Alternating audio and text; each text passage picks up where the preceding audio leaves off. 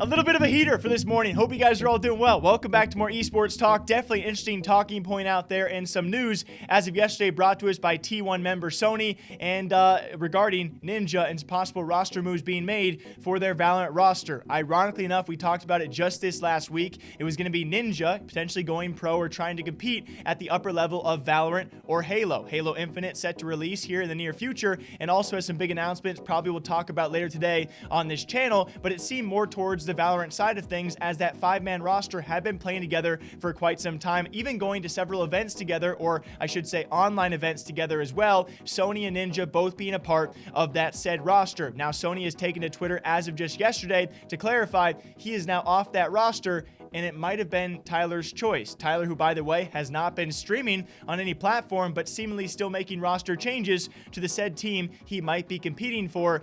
This is definitely an interesting twist. A twist, by the way, in a Valorant scene we'll keep on talking about, especially for all you FaZe Clan fans out there.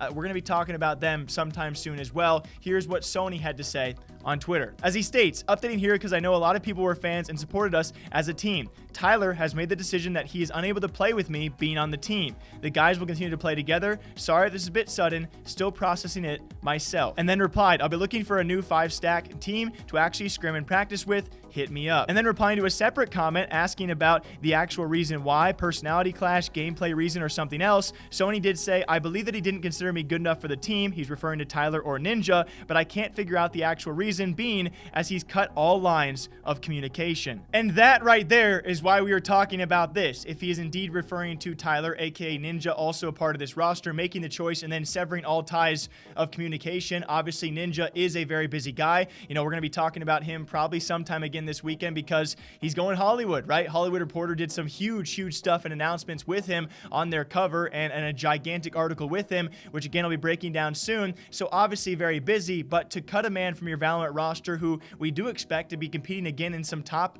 organized events, including the Ignition series for Valorant, some well-noted organizers out there putting on events, and they should be a part of that. To cut a member and then to apparently, according to Sony's words, cut all ties, it is definitely not a good look for a guy like Ninja, who definitely gets hated on these things, I would say far more than most other people. Ironically enough, and I would say sadly so, we talked about this probably a little over a month ago, that being Sony coming out of what we have called and has been known as the censor treatment. That being someone coming from a different esport or a different scene trying to compete in a different esport, and they're looked down upon because they didn't start in that esport, or they're not good enough, as in this case, and so they're not given an extended period of time or an actual trial or an actual attempt, to be at that top level in that said esport because of those, predetermined factors. And it seems like that is now kind of what is happening now to Sony. It happens to Censor in the Call of Duty scene, if you guys have seen our videos on that, and now to Sony via Ninja. It's an interesting thing to be a part of. Of course, I wish Sony the best of luck in finding a brand new 5-man stack, and I wish the best of luck to that current roster going forward without him, but it's going to be certainly interesting to see, because does this also allude to a further fact that Ninja is trying to compete at the very top level of Valorant and did not see Sony fit for this roster?